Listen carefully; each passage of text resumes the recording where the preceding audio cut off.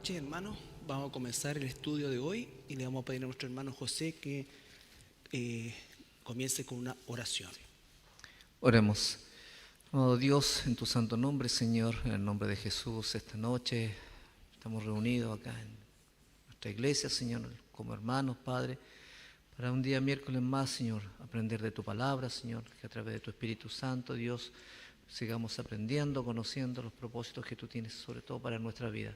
Y también poder entender, Dios, que muchas cosas, Padre, que el mundo hace, Señor, va en contra de tu voluntad. Dios, danos el entendimiento, el discernimiento para cada una de las cosas que nuestro pastor esta noche, Señor, nos enseñará. Guía los pasos de nuestros hermanos que aún no pueden llegar, Dios, también pidiéndote el cuidado sobre sus vidas. Y oramos también a través de aquellos hermanos que nos ven a través de la web. En el nombre de Jesús dejamos esta oración, Dios. Amén y amén, Señor. Amén, Señor. Bien, bueno, nosotros estamos viendo el tema de los dones espirituales. Recuerden que el contexto de este estudio, por si no lo recuerdan, es nuestra iglesia conforme al corazón de Dios. Hemos estado examinando las ordenanzas y hemos visto, ¿no es cierto?, el discipulado y la importancia de ello.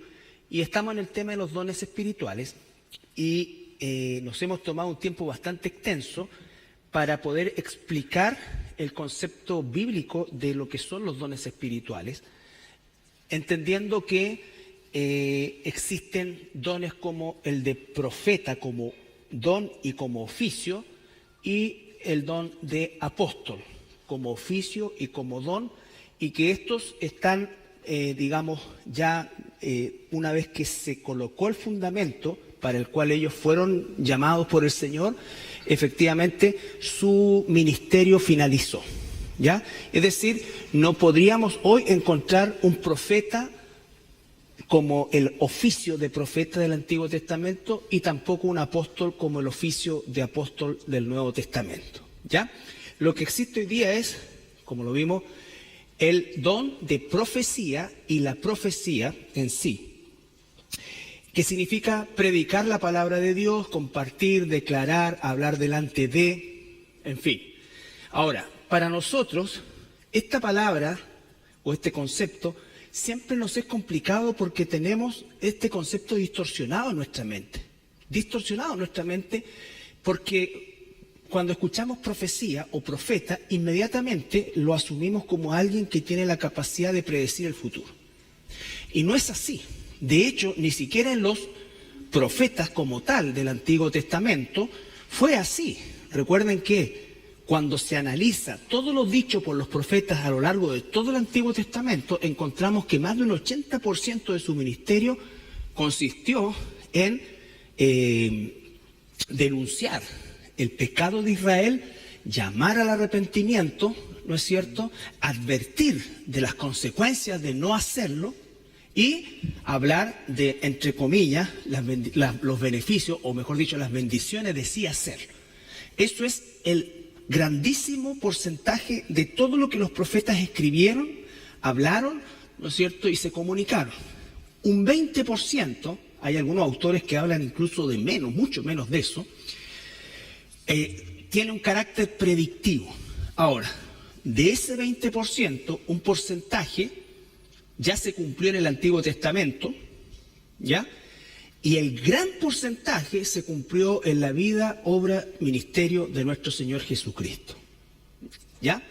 Ahora, el porcentaje que queda, que los profetas del Antiguo Testamento profetizaron, no se ha cumplido y tiene que ver siempre con el ministerio de Jesucristo, pero ahora ya en el futuro, vale decir, el reino milenial, el reino eterno, en fin, todo lo que más o menos analizamos, una serie de versículos para demostrar que esa parte que falta todavía no se cumplió, pero siempre está en función de el Señor Jesucristo, ¿ya?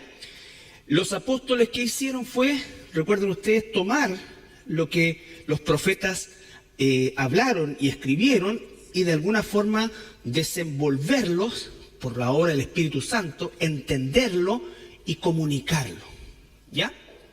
Pero también su ministerio estaba enmarcado dentro de lo que es la obra de nuestro Señor Jesucristo. Y recordamos que la profecía, vale decir, el proclamar la palabra de Dios, o predicar, porque eso es lo que significa, predicar, ¿no es cierto?, es algo que tiene que ver con 3 aspectos claros, determinados. 1 Corintios 14, capítulo 3 al 4, solamente para recordarlo. Esto es conmutativo con 2 Timoteo 3:16, toda la escritura es inspirada por Dios y es útil para, y siempre hay una utilidad por medio de la escritura. Pero específicamente la predicación de la palabra de Dios, ahora sí, en esta altura de Corinto, todo el Antiguo Testamento y lo que se estaba empezando a escribir del Nuevo Testamento. Pero el que profetiza habla a los hombres para edificación, exhortación y consolación. Pausa. Cuando leemos el que profetiza, inmediatamente está tan distorsionado eso en nuestra mente que pensamos en alguien que está prediciendo el futuro. No es así. Eso tenemos que sacarlo de la cabeza porque no es así. Lo que está diciendo es el que predica, ¿qué cosa? La palabra de Dios, a través de la palabra de Dios, edifica, exhorta, consuela. No dice predice. ¿Ya? El que habla en lengua extraña, a sí mismo se edifica, pero el que profetiza edifica a la iglesia. Ya. Lo mismo cuando veamos las lenguas, que son idiomas. Les decía hace un par de miércoles atrás, hasta el día de hoy, la Academia de la Lengua Española. Se usaba la palabra idioma en ese tiempo como se usaba la palabra lengua, lenguaje. Entonces, el que habla en un lenguaje extraño, si no hay alguien que lo entienda y lo traduzca, se edifica a sí mismo. Pero el que profetiza, el que predica la palabra de Dios, edifica la iglesia. ¿Qué es lo que estamos haciendo nosotros? Edificándonos unos a otros a través del estudio de la Escritura. Cuando estamos discipulando, estamos edificando a un hermano o hermana nueva por medio de la Escritura. Cuando estamos evangelizando, estamos predicando la salvación por medio de la Escritura. Cuando estamos enseñando niños, le estamos enseñando una lección por medio de la Escritura. Todo se edifica por medio de la Escritura. Eso es lo que significa la palabra profeta o profecía en el Nuevo Testamento. No es el oficio del Naví del Antiguo Testamento. Este es un profete, es un predicador. ¿Ya? Bien. Ahora, no olvidar que el propósito de todo el ministerio profético y apostólico apunta al Mesías. Desde Moisés, ¿no es cierto? En Moisés recordamos, Génesis 3:15 dice que, no lo busque,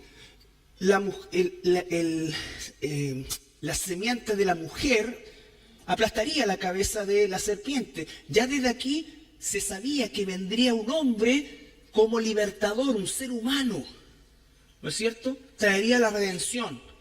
Luego, a través de Abraham, se revela que este ser humano, este hombre, de todo el mundo existente, vendría del mundo hebreo. Vale decir, sería un semita.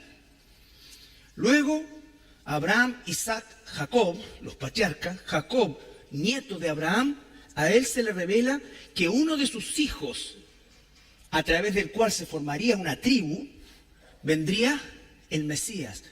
De los 12 hijos de Jacob, ya se sabía que a través de Judá, el cuarto hijo, vendría el Mesías. Entonces, esta persona, este ser humano, ¿no es cierto?, que sería hebreo, que sería de la tribu de Judá, entonces se va revelando poco a poco la profecía. En David, saltando muchos siglos después, hay muchas más profecías entre medio, se sabría que él tendría un linaje real, sería descendiente del rey David. Ya no solamente sería de la casa de Judá, sino que sería de la región de Belén, de Judea. No de cualquier parte de Judea, específicamente de Belén, por eso nace ahí. Miqueas dice, y tú, Belén Efrata, de ti saldrá. ¿Se dan cuenta? Entonces, todo apuntaba al Mesías. Nunca iban al profeta a decirle cómo me va a ir en los negocios. Me voy a casar con esta o con este. No, y como todas esas tonteras que se ven hoy día. Que dicho sea de paso, por causa de todos esos que no son nuestros hermanos, y tú tienes que estar claro en eso, por causa de eso se pisotea el nombre de nuestro Señor Jesucristo. Piensen ustedes, todos los memes de cuestiones religiosas, 90% son de iglesias evangélicas. Que la vieja loca que corre para allá, que el que se tira al suelo, que el que ladra, que... ¿Han visto algún meme de un mormón? ¿De un testigo de Jehová, de un budista? No. Y ellos son culpables porque por culpa de esos y de ellos que nosotros debemos denunciar, la condenación le pertenece al Señor, pero es una falta total al propósito de Dios no denunciar que ellos no son nuestros hermanos. Por causa de eso, la gente se burla. Cuando sale un loco que dice que llueve oro, que esto acá, y que es un sinvergüenza, ¿de qué crees que está pisoteando la gente? El Evangelio. El Evangelio. Entonces, ya son cosas hoy día que ni siquiera son asuntos doctrinales. Es una locura satánica, pero que no tiene nombre. No tiene nombre. Entonces ellos no son nuestros hermanos. Esa no es otra forma de hacer iglesia. No, eso no es una iglesia. ¿Saben lo que es eso? Una sinagoga de Satanás. Eso es lo que es. Eso es lo que es una sinagoga de Satanás. Donde nadie entiende nada, donde no hay edificación, donde hay puro griterío, donde hay esto. Donde se canta y se repite como un mantra. No, eso no es de Dios. Entonces, por causa del Señor, por causa de ellos, dice la palabra, el nombre de nuestro Señor es pisoteado. ¿Qué podemos hacer nosotros contra eso? Bueno, denunciarlo. La condena es de ellos. El Señor es el que condena. Pero yo no puedo hacer vista gorda de eso, ni llamarlos mis hermanos. No son mis hermanos, son sinagoga de Satanás. Y mientras más nos acercamos al final, más tenemos que estar atentos a eso. Entonces, este ser humano que se reveló en Génesis, que sería un hebreo, que sería un judío, que sería un rey, Isaías dice que ese hombre no solamente sería un hombre, sino que sería Emanuel, Dios con nosotros. Ellos no entendían esto. Ellos no entendían esto, pero más aún no entendían que ese Emanuel iba a morir como un cordero, desechado, ¿no es cierto? Como cordero al matadero no abrió su boca, en el mismo libro. Ellos no lo entendían, porque ellos no escribían para ellos, ellos escribían para nosotros. Y para todos aquellos que a partir de la obra redentora de nuestro Señor Jesucristo, por la obra del Espíritu Santo, no solamente entenderíamos esto, sino que este sería todo el contenido de la verdad. Bueno, Miqueas revela dónde nace, los profetas, a través de las distintas revelaciones, darían todos los detalles de su ministerio. Todos los detalles. Por eso es que cuando los profetas hablaban de lo predictivo, el inmenso porcentaje de lo predictivo se cumplió en nuestro Señor Jesucristo con lujo de detalles. Con lujo de detalles. Hay más de 250 profecías sobre el ministerio de Jesús. Entonces, no tiene nada que ver con toda la burrada que se hace hoy día y con agentes y mensajeros de Satanás, que en definitiva son los que tienen y provocan todo eso. Cuando un tipo que tiene un estadio lleno dice que el pecado de Adán y Eva fue no dar el diezmo, eso. Pero ¿sabes qué? Cuando la gente dice, ¡ay, amén! Eso, esa gente no es víctima, porque esa gente quiere escuchar eso. Quiere escuchar eso. De ese grupo habrá un porcentaje que sin duda alguna, como ovejas de Dios, Dios de alguna manera los sacará. Pero el altísimo porcentaje quiere escuchar eso. Quiere que sus deseos carnales sean satisfechos. Entonces nosotros tenemos que, a medida que nos estamos acercando al tiempo del fin, ¿no es cierto?, tenemos que ser más claros que nunca. Porque la distorsión es algo que nosotros tenemos que tener una sola línea. Una sola línea. ¿Ya? Los apóstoles revelaron que Jesús de Nazaret era ese Mesías. Entonces, ese Jesús que ustedes crucificaron es el Mesías prometido desde Génesis 3:15. Eso es lo que hicieron los apóstoles. El mismo Señor Jesucristo dice en Lucas. De ahí, ¿no es cierto?, dice que se tenía que cumplir todo lo que él dijeron. La ley, los profetas, los salmos. Es decir, todo el Antiguo Testamento. Todo el Antiguo Testamento. ¿Ya? Hebreos dice, Dios nos ha hablado de muchas formas por medio de los profetas, pero ahora nos habla por medio del Hijo. ¿Y el Hijo dónde habla? A través del Espíritu Santo. ¿Y el Espíritu Santo dónde vive? En nosotros. ¿Y qué usa el Espíritu Santo? Mis ideas, mis sueños. No, usa la palabra de Dios que Él mismo inspiró. ¿Bien? ¿Estamos claros hasta ahí? Bien. Ahora, 2 casos o 3 casos vamos a ver que siempre traen confusión. Bueno, ¿y cómo Ágabo? ¿Y cómo Ana, la profetisa? Perdone que haga así, pero esta cuestión me enerva. Veamos Lucas 2, 25 al 38. Porque yo por mí lo fusilaría todo. Así, en una hilera, como hizo Saddam Hussein. Pa, pa, pa, pa. Perdón, tan grave. Corta eso, por favor, Paulo. Pone música. Lucas 2, 25 al 38.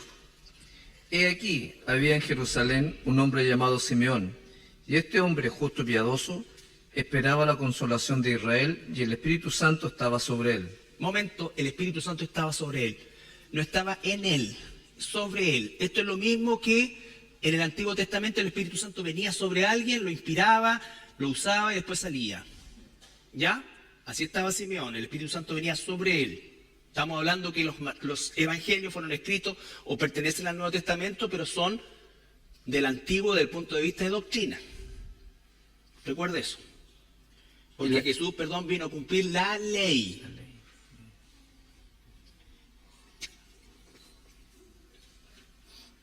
Y le había sido revelado por el Espíritu Santo que no vería la muerte antes que viese al ungido del Señor. Y movido por el Espíritu, vino al templo, y cuando los padres del niño Jesús lo trajeron al templo para hacer por él conforme al rito de la ley, él le tomó en sus brazos y bendijo a Dios diciendo: Ahora, Señor, despides a tu siervo en paz, conforme a tu palabra, porque han visto mis ojos tu salvación, la cual has preparado en presencia de todos los pueblos, luz para revelación a los gentiles y gloria a tu pueblo Israel. Pausa. Simeón, un hermano viejito, que Dios le había dicho que no se iba a morir hasta que viera la salvación de Israel. La palabra, recuerden que el nombre Jesús, Yahshua, significa salvación.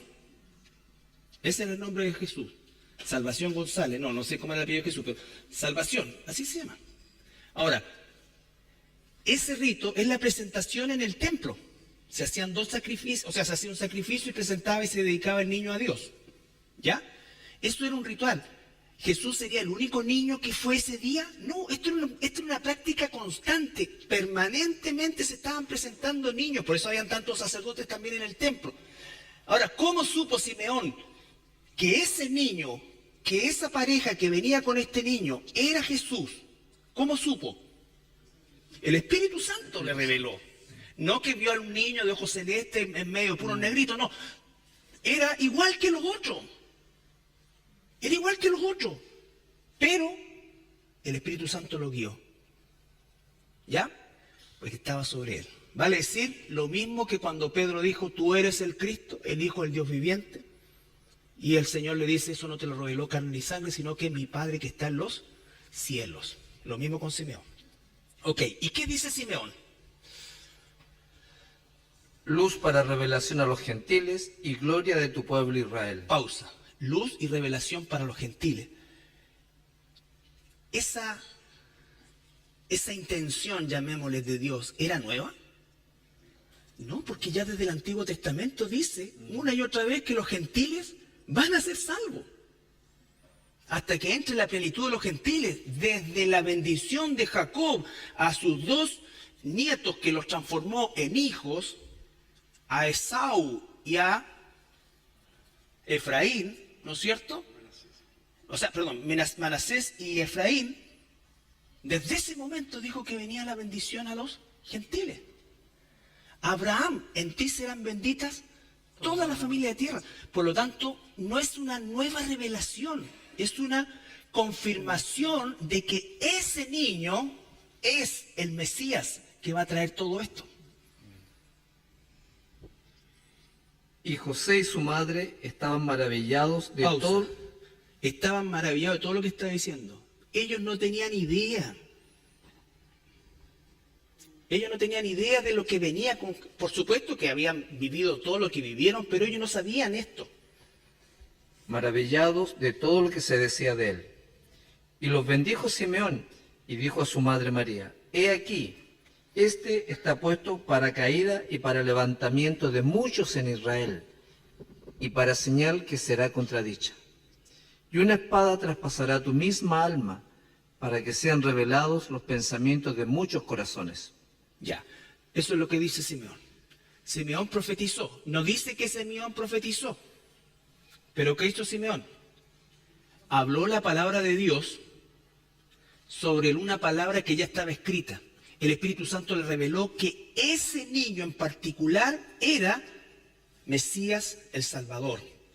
Ese es el que traería la liberación de Israel y la gloria y la luz también a los gentiles. ¿Eso lo inventó Simeón? No, eso ya estaba escrito. ¿Qué hace el Espíritu Santo? Le recuerda lo que él había leído y lo hizo que entendiera. Estaba también allí Ana, profetisa, hija de Fanuel, de la tribu de Aser, de edad muy avanzada, pues había vivido con su marido 7 años desde su virginidad. Y era viuda hacía 84 años, y no se apartaba del templo, sirviendo de noche y de día con ayunos y oraciones. Esta, presentándose en la misma hora, daba gracias a Dios y hablaba del niño a todos los que esperaban la redención en Jerusalén. ¿Ya qué hacía Ana? O sea, primero que nada, no se dedicó a rehacer su vida, se dedicó completamente al Señor. Esa fue su vida. ¿Ya? Esa fue su vida. Y quedó viuda jovencita. ¿Ya?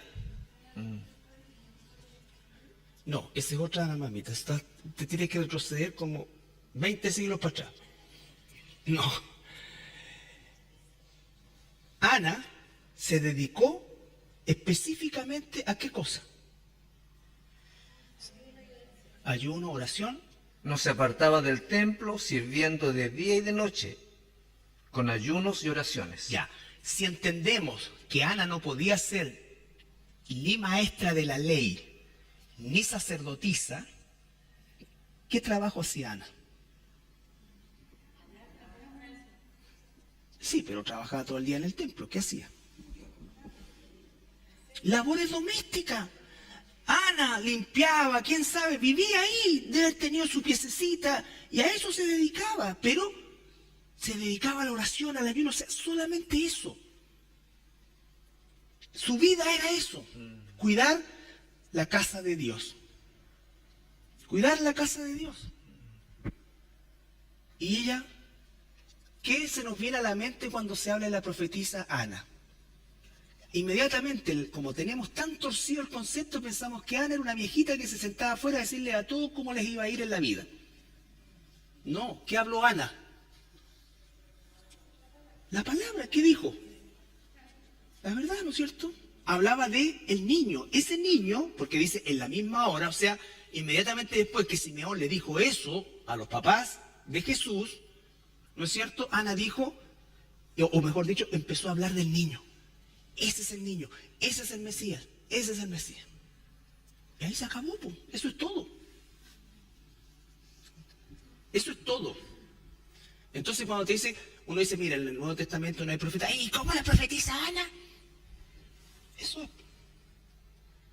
¿Y por qué la gente cae? Porque no lee la Escritura, porque no la entiende. Y no entiende lo que significa predicar la palabra de Dios. Ana predicó algo que ya estaba dicho. Simeón dijo, este es el niño, él será esto que ya estaba escrito. Y después Ana dijo, este es el niño. Y a todos les hablaba de ese niño. De ese niño. Y ahí se acabó. ¿Ya? Entonces, los profetas del Nuevo Testamento no son de oficio de profeta. Son predicadores, hombres o mujeres. Cuando Jesús dijo, ir por todo el mundo y predicar el Evangelio, nos incluye hombres, mujeres y todo. La predicación del Evangelio no es prerrogativa de los pastores. Otra cosa es el don de profecía, que eso es un predicador, un pastor, alguien que Dios toma y le da el don de predicar la palabra de Dios para que el pueblo sea edificado. ¿Ya? Pero todos nosotros hablamos la palabra de Dios. Cuando enseñamos, cuando compartimos, cuando evangelizamos, estamos compartiendo la palabra de Dios. ¿Ya? Ahora, Ágabo. Veamos a Ágabo.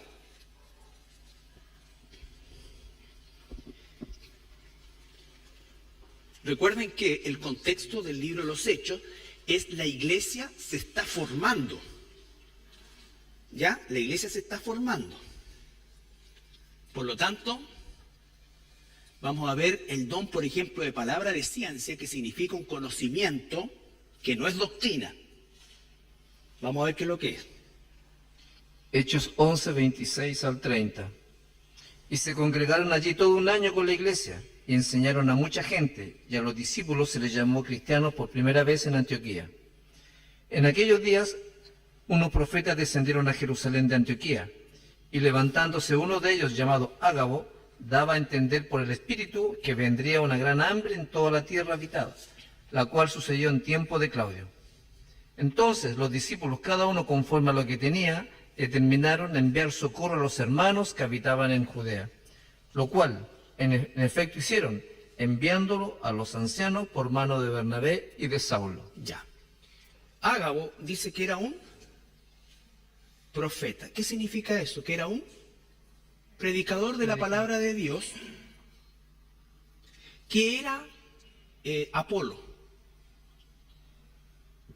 ¿Qué estaba haciendo Apolo cuando Priscila y Aquila lo encontraron?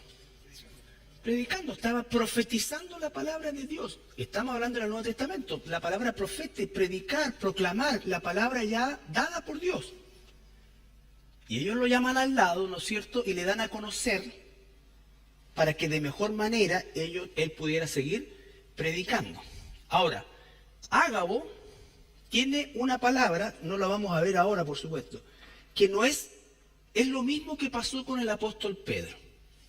La palabra de ciencia es un conocimiento que Dios le daba y le da, creo yo, hasta hoy, a algunos hermanos en particular para poder, ¿no es cierto?, advertir hechos o situaciones que pudieran ocurrir. Pero no es un profeta de oficio. ¿Por qué? Porque lo que dice esa persona con palabra de ciencia no es doctrinal. ¿Ya? No es doctrinal. Ágabo dijo va a haber una hambruna. Pregunta, ¿ocurrió la hambruna? Sí. Normalmente no son cosas, mira, ni tampoco cosas, por favor, dispersas. Y Dios dice que tú nunca más vas a hacer cola, siempre vas a hacer cabeza y vas a ver grandes cosas. ¿Qué cosa? ¿Dónde? ¿Cuándo?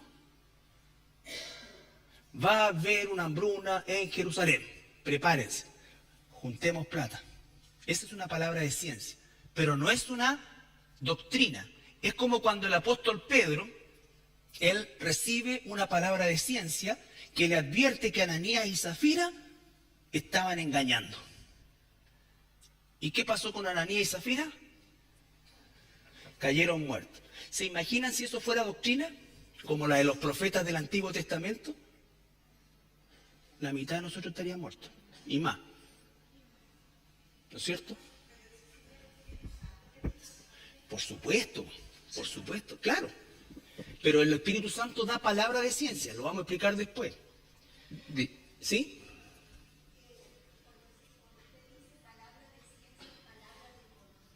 Sí, a ese conocimiento, sí.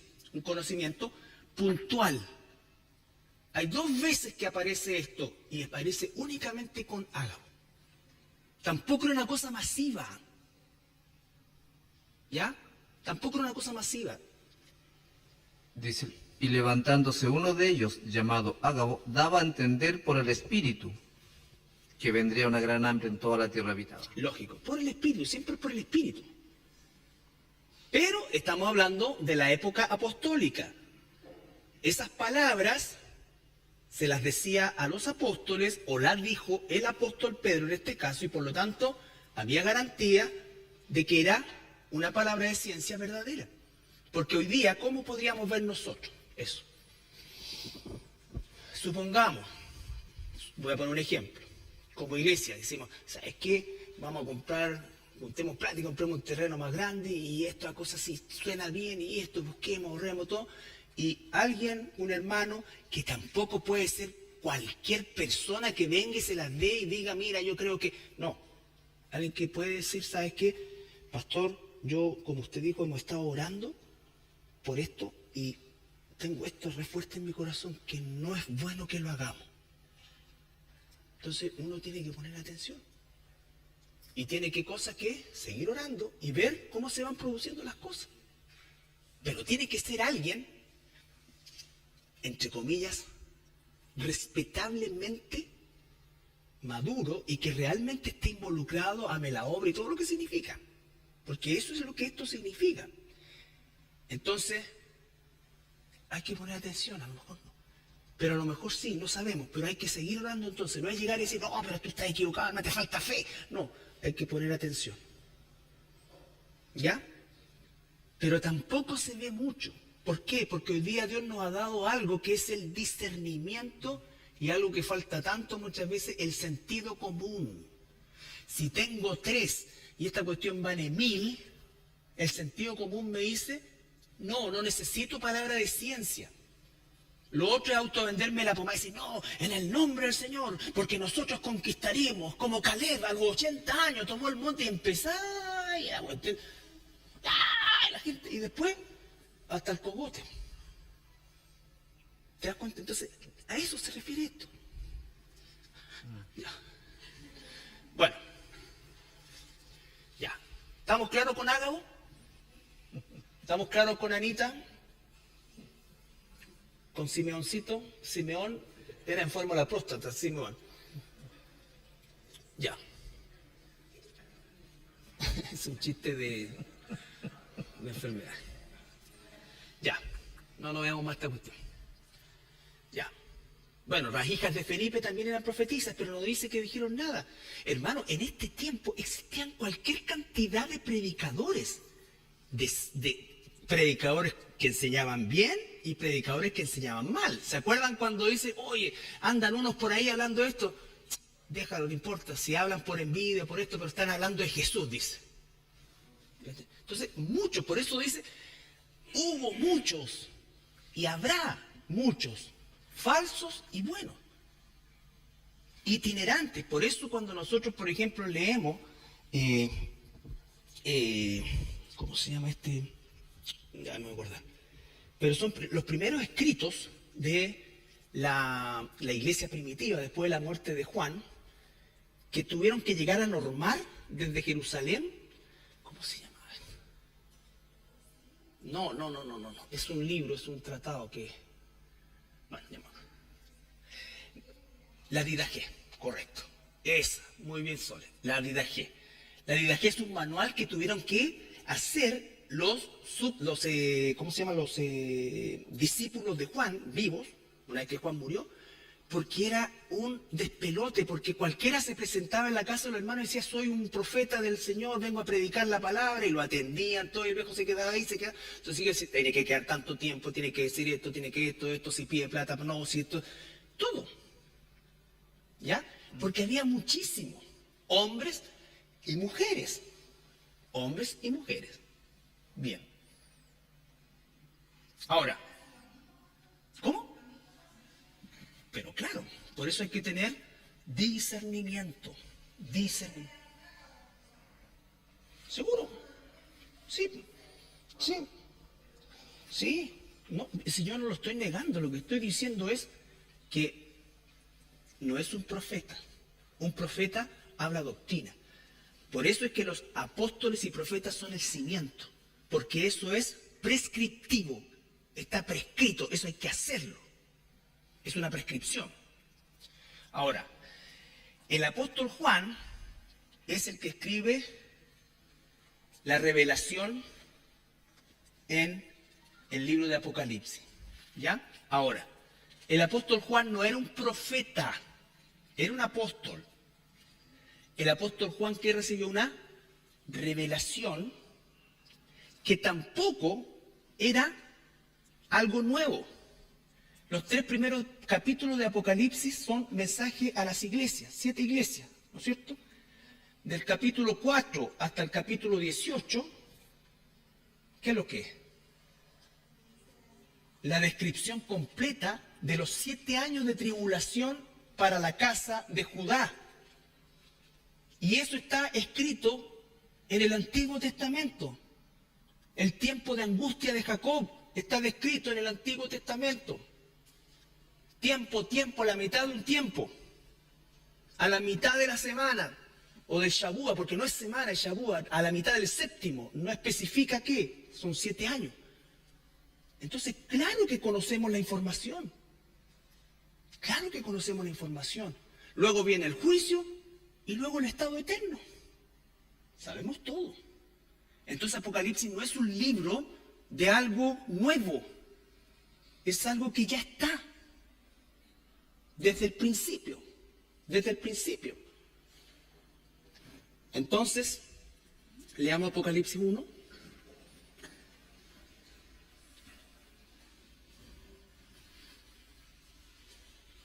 Un arte.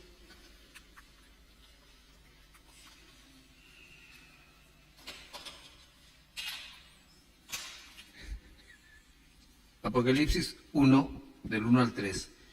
La revelación de Jesucristo, que Dios le dio para manifestar a sus siervos las cosas que deben suceder pronto, y la declaró enviándola por medio de su ángel a su siervo Juan. Ya. Recuerden que Apocalipsis significa correr el velo. ¿Ya? ¿Quién nos corrió el velo a nosotros? Jesús, el Espíritu Santo. Porque ahora entendemos todo. Entendemos. ¿No es cierto? Que he dado testimonio de las palabras de Dios y del testimonio de Jesucristo y de todas las cosas que ha visto. Bienaventurado el que lee y los que oyen las palabras de esta profecía y guardan las cosas en ella escritas, porque el tiempo está cerca. Ya, el tiempo está cerca. Hoy día está 2000 años más cerca. Entonces, hay un mensaje a la iglesia, los 3 primeros capítulos. Esas 7 iglesias son 7 iglesias reales, pero también son 7 tipos de iglesias que han transcurrido a lo largo de la historia. Porque recuerden que nosotros estamos hablando de que el milenio, o sea, son 7000 años bíblicamente que Dios le ha dado al ser humano. Estamos acercándonos al 6000, a terminar. Luego va a venir 1000 años de un gobierno de nuestro Señor Jesucristo desde Jerusalén. Luego va a venir otro juicio y finalmente el estado eterno. Tanto para aquellos que están en condenación como para aquellos que están y somos por la gracia de Dios salvos. Pero en el capítulo 4, versículo 1 dice, y aquel que me estaba hablando me dijo, sube acá y te mostraré las cosas que sucederán pronto. Los primeros 3 capítulos, el apóstol Juan está de la tierra al cielo, del capítulo 4 en adelante está del cielo mirando lo que pasa abajo. Y lo primero que él ve, en el capítulo 5, 6, ¿qué es lo que ve? 4, 5 y 6, el trono. Describe todo lo que él conocía, el modelo del templo, en el caso de Juan, ¿no es cierto? La distribución, el lugar santo, pero ve el verdadero trono, el modelo real, y lo describe.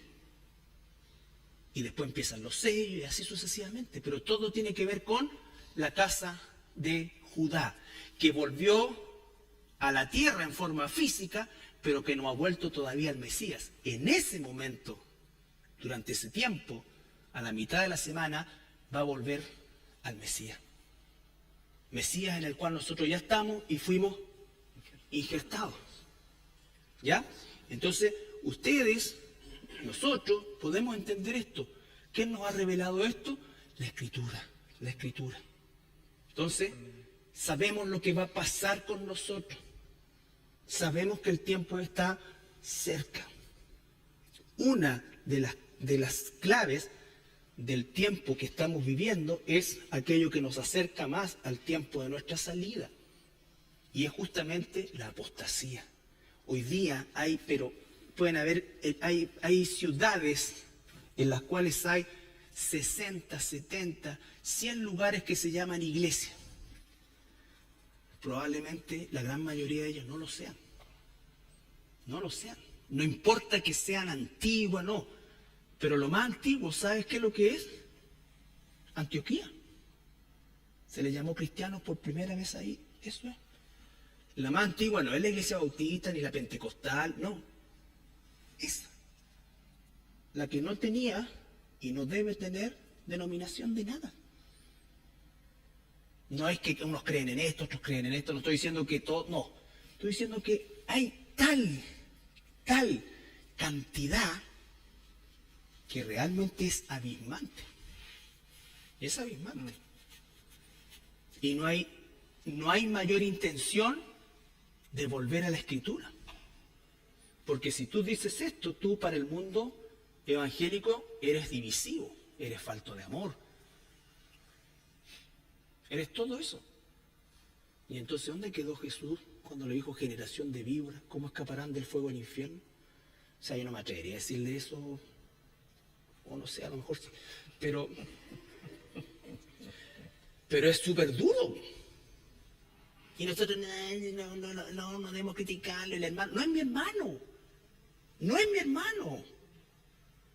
No le puedo decir hermano a alguien que adora a María, ¿está bien? No le puedo decir hermano a alguien que piensa que Jesús no es Dios. No le puedo decir hermano a alguien que cree que todavía hay revelación, que todavía no se ha cerrado la Biblia, que todavía esto, que necesitamos esto. O alguien que diga una estupidez como decir eso, que el pecado, o que yo te meto al cielo, a punta de dólares te meto al cielo. Estoy repitiendo textual. O que el pecado de Adán y Eva fue no diezmar. O que Dios se equivocó en castigar a Caín, porque Caín le había llevado su ofrenda. Y entonces estamos llenos de las primicias, las esto. ¿De dónde sale eso? ¿O acaso nosotros somos descendientes de Leví? Entonces, todo eso que se tuerce. Y la verdad nos hace libres. Pero la verdad divide lo verdadero de lo falso. Y eso, hermanos, es lo que nosotros tenemos que buscar. Los falsos profetas, para ir terminando. Bueno, los falsos profetas han sido, son y serán un peligro latente dentro del pueblo de Dios. ¿Ya? Vamos a ver 2 de Pedro, porque si tú lees del capítulo 23 al 27 de Jeremías, vas a encontrar todo lo que se dice acerca de los falsos profetas de aquella época y la forma en que esos falsos profetas debían ser tratados. Si un tipo hoy día se quiere llamar profeta de la estatura o la categoría de los del Antiguo Testamento, si sus profecías no se cumplen, debiera aplicársele la misma ley que se le aplicaba a los falsos del Antiguo Testamento. Muerte, apedreamiento. 2 de Pedro 2, 1 al 3. Pero hubo también falsos profetas entre el pueblo, como habrá entre vosotros falsos maestros, que introducirán encubiertamente herejías destructoras y aún negarán al Señor que los rescató, atrayendo sobre sí mismos destrucción repentina. Y muchos seguirán sus disoluciones, por causa de los cuales el camino de la verdad será blasfemado. Y por avaricia harán mercadería de vosotros con palabras fingidas. Sobre los tales, ya de lo largo tiempo la condenación no se tarda, y su perdición no se duerme. Ya. En el idioma original, la palabra que está ahí, los, no está. Dice, negarán al que rescató. ¿No es cierto? Agregan ese los, es parte del lenguaje español. No se está refiriendo a los falsos profetas, sino que a los que está engañando. Pero en el original dice, negarán al que rescató. Ya, en el idioma griego. Pero ¿cuál es la característica de estos falsos profetas? Actúan de forma... Porque, ¿cómo podemos saber que eso es verdad? La lógica es que si son falsos, van a ser condenados. Y dice que van a ser condenados. Por lo tanto, no son hijos de Dios. Dios no va a condenar a ninguno de sus hijos. Actúan de forma solapada. Esto, hermanos, es clave en la forma en que trabajan los falsos profetas. Como lo decíamos el domingo, no va a llegar alguien aquí con una tarjeta y decir, hola, soy un falso profeta, ¿me puede permitir hablarle a los hermanos? No, va a venir de forma solapada. Gálatas 2:4. Encubiertamente, no abiertamente.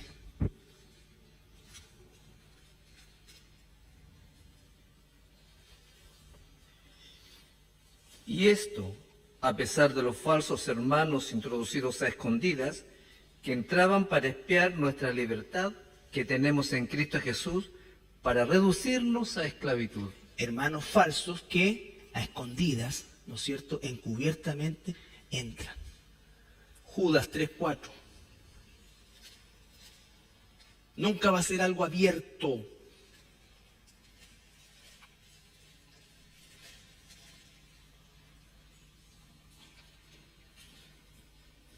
Amados, por la gran solicitud que teníais de escribiros acerca de nuestra común salvación, me ha sido necesario escribiros exhortándoos que contendáis ardientemente por la fe que ha sido una vez dada a los santos, porque algunos hombres han entrado encubiertamente, los que desde antes habían sido destinados para esta condenación, hombres impíos que convierten en libertinaje la gracia de nuestro Dios y niegan a Dios, el único soberano, y a nuestro Señor Jesucristo. Ya. Aunque nombren a Jesús, no van a decir ellos, no creo en Jesús. Ellos van a rebajar y con sus acciones y su forma de torcer la escritura van a negar a Jesús. Porque cuando yo niego la palabra, niego al autor de la palabra, que es Jesús. ¿Ya? Entonces, encubiertamente, solapadamente, lo otro lo vamos a ver a partir de la próxima semana, si Dios quiere. Pero esto es clave. Y esta gente, después la Biblia nos va a decir que incluso algunos de entre nosotros se van a levantar. Nosotros hemos tenido como historia de la iglesia 2 casos en ese sentido. Y por intenciones de dividir la iglesia, como es Satanás, dividir, matar, robar, todo eso. Pero tenemos que estar todos entrenados en esto, porque no es una responsabilidad exclusiva del pastor, de los hermanos, no, de todos nosotros, cuidar nuestra iglesia. Esta gente no va a llegar como falso profeta, no va a llegar negando a Jesucristo, va a llegar en forma solapada, se va a mostrar como un ángel de luz, como alguien que me va a entender. ¿Y dónde va a empezar a atacar, creen ustedes? Si es una iglesia que está bien entrenada doctrinalmente, probablemente no vaya a usar una falsa doctrina al tiro, ¿cierto? Va a empezar ¿dónde? Donde aquellos hermanos o hermanas que emocionalmente pueden estar mal, ¿no es cierto? Que han sentido que no se les llama, no se les habla, no se les considera, o tienen algo en contra del pastor, o de un hermano, o de una hermana, supongamos que es contra el pastor, y entonces le va a comentar, al falso profeta va a escuchar, y en vez de decirle, oye, ¿por qué no vas y hablas con el pastor y arreglas las cosas? Porque a lo mejor no sabe que eso, o a lo mejor sí, no sé, pero en vez de decir eso, decir, ¿sabes qué? A mí me pasó lo mismo. Y te digo más, no soy el único. Y después entonces así, te invito a tomar un café, ya después, y manejan un poco la escritura, ¿no es cierto? Y después van a buscar otros igual, y se van a empezar, los invito a mi casa. Conversan, todo feo, y la pasan súper bien. Después otra invitación y comparten algo en la escritura, y después empiezan con un estudio bíblico, y después ellos mismos le dicen, ¿sabes qué? Pero ¿por qué tú no formas un grupo y nos empezamos a juntar contigo? Porque realmente... Así empieza. El ejemplo que puso yo de los testigos de Jehová. Claro, los testigos de Jehová.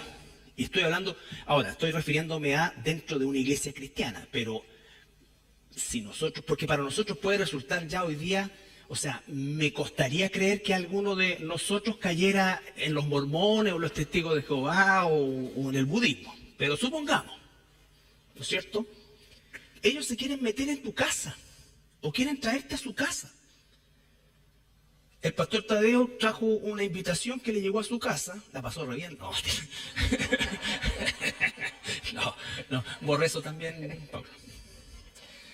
Una invitación escrita a mano por una señorita o señora que le decía esto y lo invitaba, así en resumen, que dado los malos tiempos y todo esto, que había que confiar en Dios y que si le gustaría tener un estudio bíblico. No era una cuestión impresa que tú decías esta cuestión, una cuestión tipo, pero no, alguien se tomó el trabajo de escribirme una carta, la puso en un sobrecito hecho a mano, en una bolsita de nylon. O sea, si se pegara una barrida por el barrio, te aseguro que más de alguien va a llamar. Y nosotros que creemos la verdad, que tenemos la verdad, nos cuesta compartir el Evangelio. Esas personas están obligadas. No lo hacen por amor a las almas. Lo hacen para cumplir sus cuotas. ¿Sí? Todo.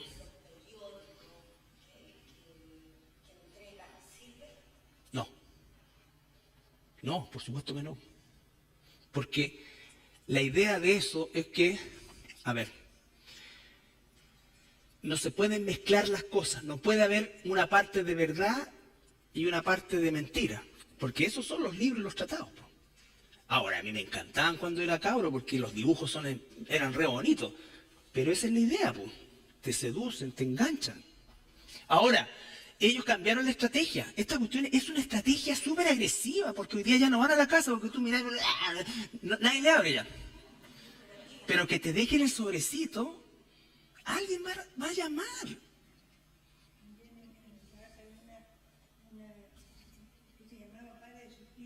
Ah, sí. Claro, eso también. Eso ya está en el plano de los evangélicos. O sea, o del mundo, entre comillas, evangélico. Por eso yo creo que ninguno de nosotros, espero, va a ir a los mormones. Pero sí va a pasar que pueda suceder eso. Y que eso empiece a corroer una iglesia por dentro. ¿Por qué? Porque apelan a las emociones de las personas. Y en vez de buscar levantar a la persona y ayudarla a madurar y a enfrentar quizás al hermano, a la hermana, al pastor o a quien sea, lo empiezan a apapachar.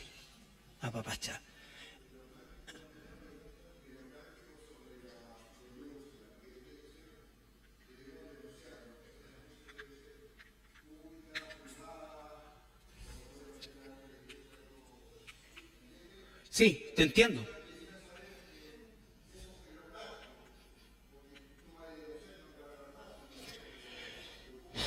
Ya, nosotros no estamos puestos para enjuiciar a la gente. Si alguien me dice a mí, mira, yo estoy participando en el movimiento, ¿no es cierto?, del G12. Yo le digo, ¿sabes qué? Ese movimiento es un movimiento herético. ¿Pero por cómo? ¿Por qué? Bueno, esto. Le daré una explicación, si la acepta, ok. No le digo, yo no me podría meter a su casa. Eso es un asunto de él. Pero este es mi casa, tu casa, y acá denunciamos. Ese es el punto. ¿Ya? Porque no vamos a faltar a la ley humana tampoco. No tenemos un derecho de irrumpir allá. ¿No es cierto? Pero sí la obligación de si alguien empieza a participar en una cosa como esta, bueno, tiene que decirle, para eso nos preparamos. ¿A quién? Sí. Quiere devolverse, sí. Ya. Bueno. Ya. Porque me pagan hasta las 8:30, sí. Ok, ¿queda claro esto? La próxima semana vamos a seguir con el tema de los falsos profetas. y vamos a terminar con esto y vamos a empezar con los dones de edificación. ¿Ya? Pero esto tiene que quedar claro porque no quiero que nadie de nosotros ignore esto y no tenga temor. Como decía mi papito, lo cortés no quita lo valiente. Uno tiene que decir las cosas como son. Eso, por supuesto, que puede generar desde que una persona realmente vea la luz, o que esto, o que se cierre, no lo sé, eso ya no es cuenta de nosotros. Pero un acto de amor es decirle a alguien verdaderamente que dice, oye, ¿sabes qué? Estoy yendo a una iglesia y me queda cerca de la casa y esto, ¿y qué es lo que es? Es del apóstol Juan Pérez. Chuta. No, ¿sabes qué? Que ya parte mal porque ya no hay apóstoles. ¿Pero cómo? Si haces en amor tu parte. Bien. Oremos. Oramos, Dios, esta noche, Señor, en tu santo nombre.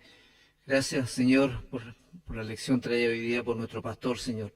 También, Dios, que a través de tu Espíritu Santo, Señor, nos dé claridad, nos dé tranquilidad, Señor, de saber que donde estamos siendo enseñados a través de tu palabra, Señor, se predica lo que tú claramente nos enseñas, Dios. Danos discernimiento, entendimiento y también, ¿por qué no decirlo, valentía, Dios, también para defender, Señor, con buenos argumentos a través de tu palabra, Dios, cuando vamos a querer ser engañados, porque el enemigo sabemos que el Señor anda detrás buscando a quien devorar.